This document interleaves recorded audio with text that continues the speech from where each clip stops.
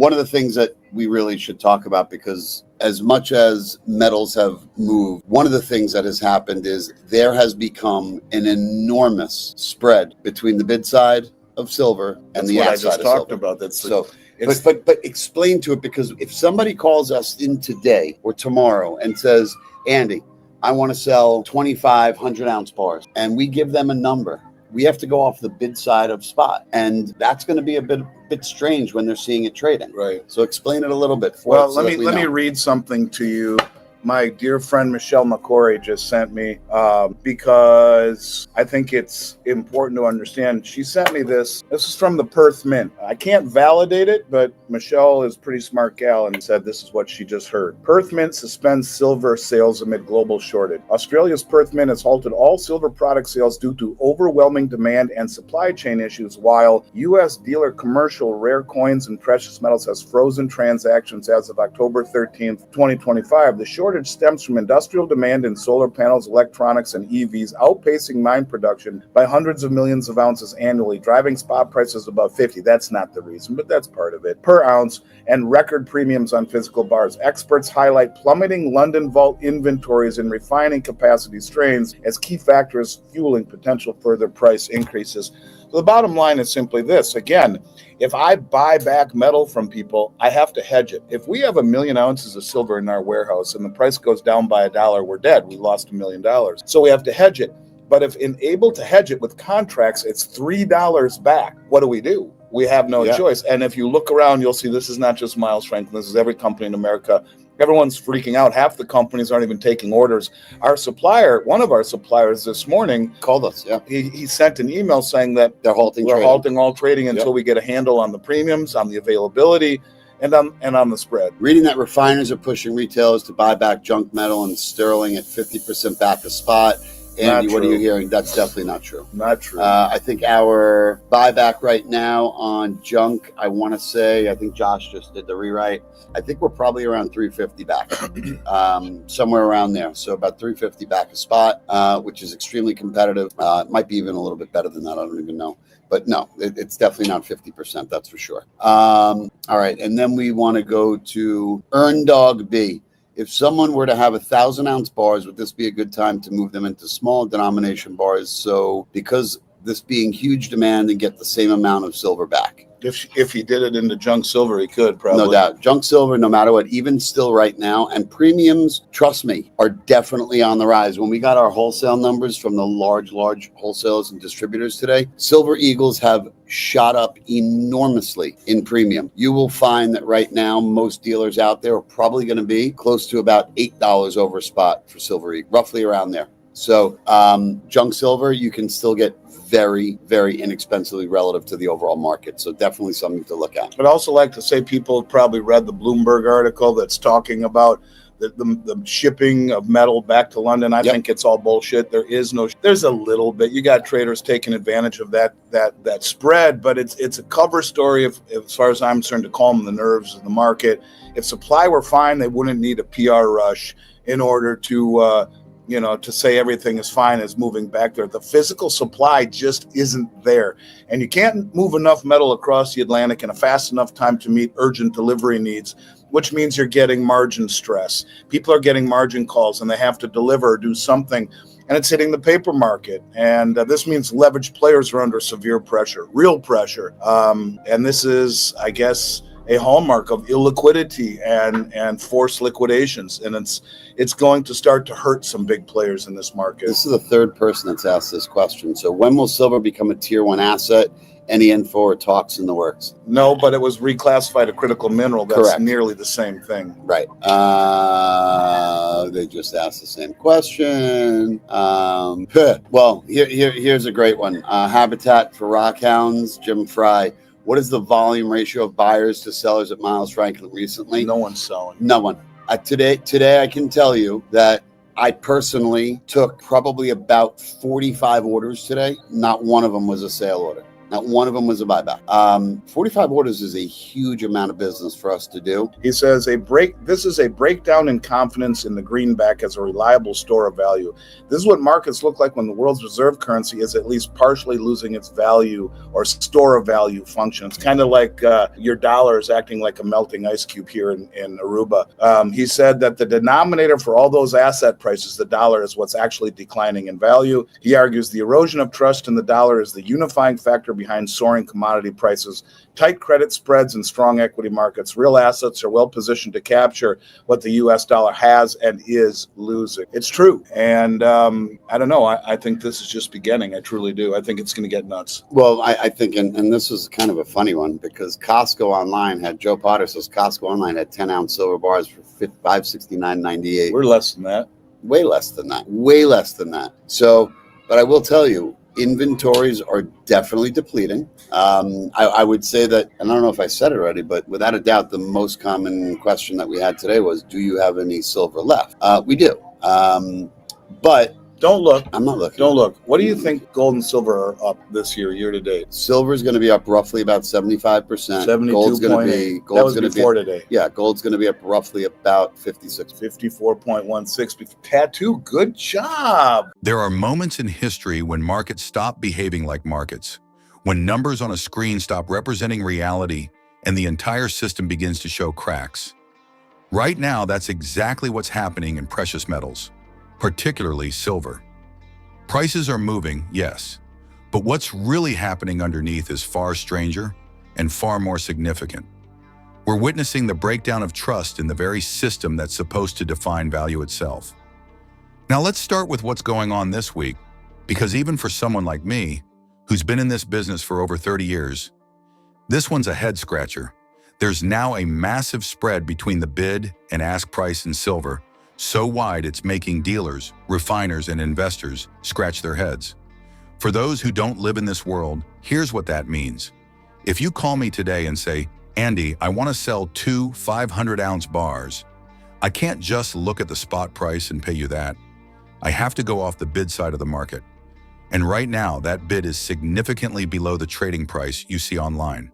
It's not because we're being cheap, it's because we can't hedge it. Let me explain why. Normally, if I buy metal from you, I hedge it in the futures market so I'm protected if the price drops. But today, the futures price, the paper price, is $3 lower than what I have to pay for real, physical silver. So if I buy your metal and hedge it on paper, I instantly lose money. I can't do it. Nobody can. That's why this spread exists. It's not just a pricing quirk, it's the symptom of a broken system. And it's not just me saying that. Let me read you something I got this morning from my friend Michelle McCrory. She's sharp, and she just sent me a note that the Perth Mint, yes, the Perth Mint, one of the largest refiners in the world, has suspended all silver sales. Why? Overwhelming demand and supply chain issues. That's the official line. But the truth is, there's a full-blown shortage. According to the report, industrial demand for silver in solar panels, electronics, and EVs has been outpacing mine production by hundreds of millions of ounces annually. That's not a minor deficit. That's a chasm. The Mint said this supply-demand imbalance has driven spot prices above $50 an ounce, with record premiums on bars and coins. And refiners can't keep up. Now think about this. One of the world's biggest government mints has literally stopped selling because it can't source enough metal. That's not tight supply. That's a breakdown.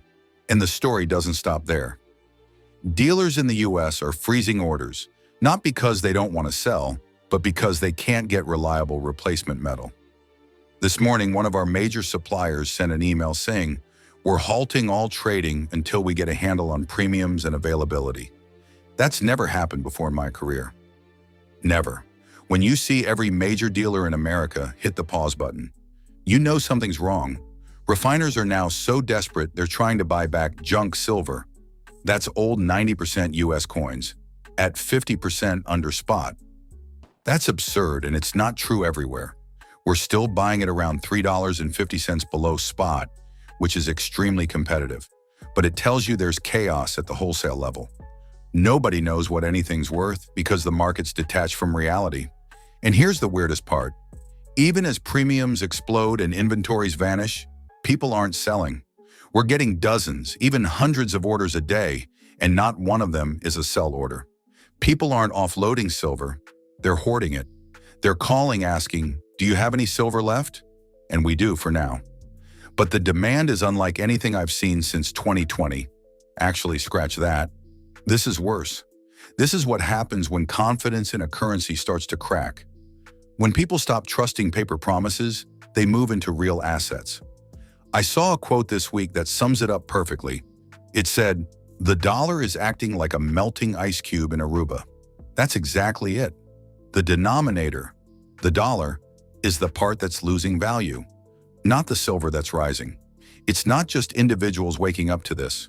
Bloomberg reported that metal is being shipped back to London to stabilize supply. Sounds reassuring, right? Until you realize that's PR spin. You can't ship enough metal across the Atlantic fast enough to fix an urgent shortage. That story is just cover, a way to calm nerves and buy time.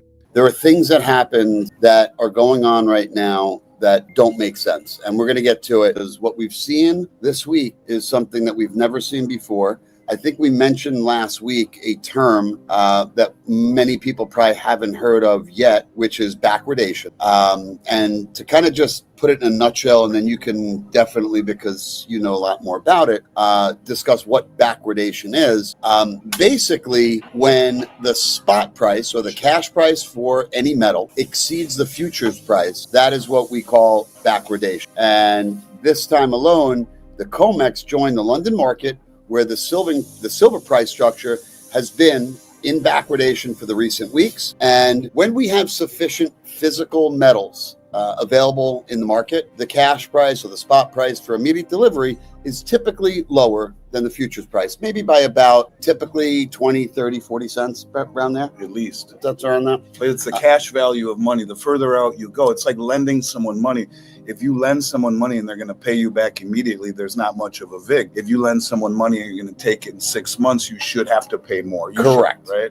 And when the spot price, what we've seen now, surges above the futures price, it's an indication that there's urgency in the market to source that metal for immediate delivery. Right. The normal structure is called contango. And contango is when futures trade above spot, which reflects the cost of storage, reflects the cost of financing and insurance. And we are far from contango right now. We are, as you mentioned, in the biggest backwardation I've ever seen. It signals urgent demand. It signals depleted inventories. It signals a systemic shortage of deliverable bars. Give me my bars now. I don't want to take your promises correct. into the future. This is one of the things that I wanted to go over that you might say that, well, you might not be proud of me, who knows? But one of the things that I had researched when we were starting to look at the backwardation was in May of 21, the LBMA admitted that they overstated the London Vault holdings of silver by about 106 million ounces. Yeah, well, they only have a free float right now of 140 million. So what does that tell you? Well, around the same time, SLV silver holdings, especially in London, it spiked significantly when a lot of people, and David Jensen, give him the quotes on it, noted it. And he had actually said that let me just bring up his quote. He said, quote, "The demand for silver may temporarily exceed available supply that is acceptable for delivery to the trust. Authorized participants may be unable to acquire sufficient silver that is acceptable for delivery to the trust due to a limited then available supply coupled with a surge in demand for the shares." You know when that happened? That happened actually in February of 21 during the silver squeeze. So much silver piled into, or so many people bought shares that they, over the weekend, State Street, which is BlackRock, changed the prospectus to basically say, yeah, there might be more demand than there is silver in the trust. Well, our infamous leader just brought exactly what we're talking about. The question is, was the LBMA's 100 million ounce overstatement related to the 100 million ounce temporary spike in SLV's London Vault holdings? Probably, and it was did BlackRock issue SLV shares without actually no, buying it's the the numbskull that used to work for Goldman Sachs. His name was I forget his name, but he said that the Let's keep going, because what's happening right now isn't just market noise. It's history in motion. You can feel it. Every call we take, every order we fill, every supplier who says we're out. It's all part of the same pattern. Trust is breaking down. Here's something that'll blow your mind. Costco, yes, Costco, had 10-ounce silver bars listed online this week for $569.98. That's over $560 an ounce. Meanwhile, we're selling them for significantly less. But think about that. When the same store that sells toilet paper in bulk starts rationing silver bars, you know the mainstream's waking up. And guess what happened next? They sold out in minutes. The demand wasn't just from investors, it was from regular people who are finally realizing that silver isn't just some shiny metal. It's a lifeboat. And this isn't just a US phenomenon.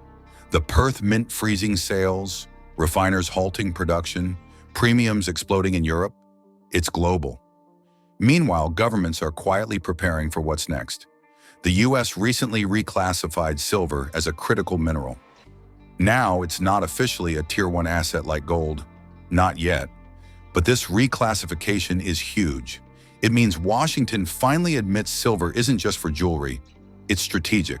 It's essential for national security and green technology. That's almost the same acknowledgement gold got decades ago when it was re-recognized as money. And here's what's wild. Silver's up roughly 75% this year. Gold's up around 56%. Those are not normal moves in supposed stable assets. Those are crisis signals. Now, I can't overstate how bizarre this bid-ask spread issue has become. It's never been this wide, not even during 2008 or 2020. The reason is simple. Dealers can't hedge. Every ounce bought today risks instant loss if the futures market collapses tomorrow. So everyone's being cautious, not because demand's weak, but because the system itself is breaking. And that's forcing refiners to do crazy things. They're calling dealers, begging for scrap silver, old sterling, anything they can melt down. I've heard stories of refiners offering premiums for junk silver just to keep the furnaces running. It's chaos. And the industrial demand is relentless. Solar, EVs, 5G infrastructure, all of it runs on silver. Unlike gold, which mostly sits in vaults, silver gets consumed. It's the most important industrial metal on Earth, and we're using it faster than we can mine it. In fact, according to Metals Focus and the Silver Institute, the world faces a silver deficit of over 200 million ounces this year. The third straight annual deficit. That's the largest shortfall in modern history. Meanwhile, new mine production is flat. Even major producers like Mexico, Peru, and China aren't expanding output. The cost of extraction is rising, and the grades are declining. That means the supply crunch is structural, not temporary. So while Wall Street analysts debate whether silver should be $30 or $40, the physical market's screaming, it doesn't matter, because there simply isn't enough metal to meet real-world demand. And you can see the cracks spreading beyond silver. The US Mint can't meet demand for gold eagles either. Premiums on physical gold have doubled since summer. Even Bloomberg admitted that tightness in the physical bullion market is the worst it's been since the 1970s. That's when gold went from $35 to $850 in less than a decade. Silver went from $1.50 to $50. You tell me if history's not rhyming. Now let's talk psychology, because markets are driven by emotion. And the emotion right now is fear. People don't trust paper anymore. They're watching inflation eat their savings, they're watching banks fail, and they're realizing that the safe system isn't safe at all. When people lose faith in fiat, they move to hard assets. Always have, always will. And this time, because of technology and information flow, the shift is happening faster than ever. I had a customer today ask, Andy, how long until silver becomes a Tier 1 asset like gold? My answer, probably soon. The writing's on the wall. Once central banks admit silver's strategic value, and they will, it'll be revalued overnight. But you don't need to wait for that headline. The market's already revaluing it in real time. Here's what's next. As the supply crunch deepens, the physical and paper markets will fully decouple. You'll have two silvers, one on a screen and one in your hand. The screen might say $35, but you won't be able to buy an ounce under $60. That's already happening. Retail premiums are skyrocketing. Dealers are quoting $4 to $8 over spot and still can't keep inventory. When that divergence becomes undeniable, confidence in the paper market collapses completely. COMEX futures will become irrelevant. Pricing power will shift to the physical market, the real market, and when that happens, the short sellers, the big banks and funds that have manipulated prices for years, will be crushed. They've built this enormous tower of leverage on borrowed metal, and now they can't find any to roll over. They're trapped. When those shorts blow out, you'll see price moves that make 1980 look tame. Triple digits aren't fantasy anymore. They're math. This is how every great monetary shift begins, quietly under the radar, in markets most people ignore. Then suddenly it's front-page news and everyone wants in. By then, it'll be too late. So here's my message to you. If you don't already have physical silver and gold, get some. Don't overthink it. Don't try to time it. Just own it. Because one day soon you'll wake up to headlines about unprecedented silver shortages and record premiums. And you'll remember this conversation. You'll remember the Perth Mint stopping sales. You'll remember Costco selling out. You'll remember the day you couldn't even get a quote from a refiner because they were too busy trying to buy back their own metal. That's not a market correction. That's a monetary awakening. A few years ago, I said the financial system was a house of cards built on promises. Well, now the wind's blowing. And when those promises collapse, the only thing left standing will be the people who traded paper for something real. There's a meme going around on Twitter that made me laugh the other day. It said, the only inflation hedge that can't be printed is a good night's sleep, but silver comes close. I couldn't have said it better. So while everyone else is chasing yield, chasing momentum, chasing headlines, I'll stick with the one thing that's been money for 5,000 years and never defaulted: precious metal. And when this chapter's written in the history books, they'll say the signs were all there. The spreads, the shortages, the panic, the melt of trust in fiat. And those who saw it coming and prepared were the ones who didn't just survive, but thrived. Because when you trade promises for reality, you stop being a victim of the system and start becoming your own central bank. Stay informed about the latest developments shaping the precious metals markets with regular updates from the Finance Daily team. Not only that, but as a subscriber, you'll also receive timely silver and gold price notifications and early access to groundbreaking news unavailable to the general public. Join our free gold and silver newsletter today, link in the description.